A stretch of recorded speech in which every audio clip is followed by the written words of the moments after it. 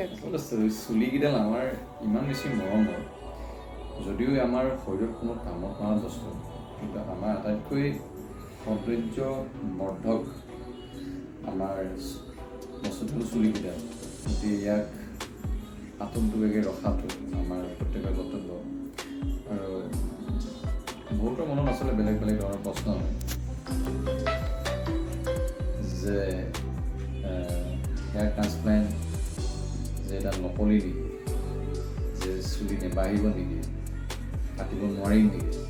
আচলতে নিজৰে এটা বস্তু, নিজৰে চুলি ভালদৰে আমাৰ এক্সপাৰ্ট ডক্টৰবিলাকে কি কৰে, তাক নিজৰ য'তটোত আমাৰ মূৰটোত আমাৰ চুলি কম হৈ থাকে, তাত সেইবিলাক বেলেগ এডোখৰ আমাৰ মূৰৰ বেলেগ এডোখৰ ঠাইৰ পৰা চুলিবিলাক উঠাই আনি তাত আমাক লগাই দিয়ে। আৰু এই গোটেই প্ৰক্ৰিয়াটো আমাৰ সময় লাগে। আৰু বহুতে এনেকুৱাও কুৱেশ্যন কৰে যে এইবিলাক নমৰিব নেকি। চুলি নৰ্মেলি আমাৰ সৰে, প্ৰত্যেকৰে হয়, কিন্তু কথাটো হ'ল কি আমি তাক কেনেকৈ মেইনটেইন কৰি থাকোঁ। যদিহে আমি আমাৰ শৰীৰটোতে যদি আমি আমাৰ কোনো নিউট্ৰিচিয়াছ ফুড নাখাওঁ, আমি শৰীৰটোক যদি খুব আমি তাক কষ্ট দিওঁ, তেতিয়া আমাৰ শৰীৰত নিজে দেখা যায়।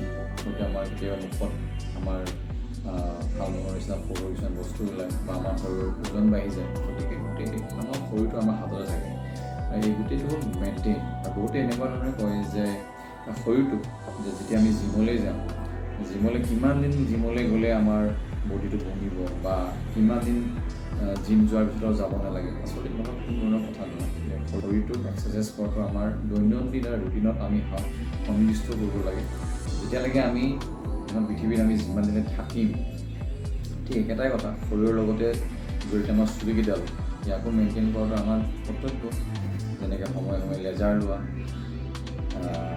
সপ্তাহত 2 বা 4 বাৰ PRTৰ পৰা প্ৰতি মাহে এটাকৈ। আৰু যেনেকৈ আমাৰ বডিত প্ৰটিন লাগে, ঠিক তেনেকৈ চুলিটো প্ৰটিন লাগে। চুলিত প্ৰটিন বায়'টিন আপোনালোকে আটাই জানেই।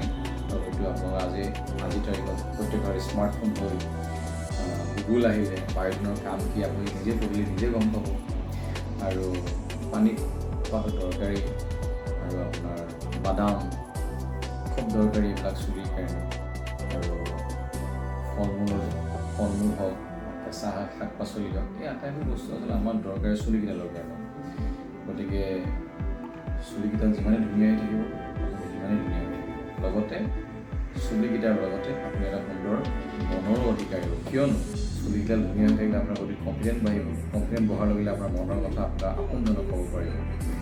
গতিকে মোৰ যিটো অনুভৱ আপোনালোকৰ লগত শ্বেয়াৰ কৰিম। আৰু ধুনীয়া হৈ থাকক, সুস্থ হৈ থাকক, কুশলে থাকক, তেনেকুৱা।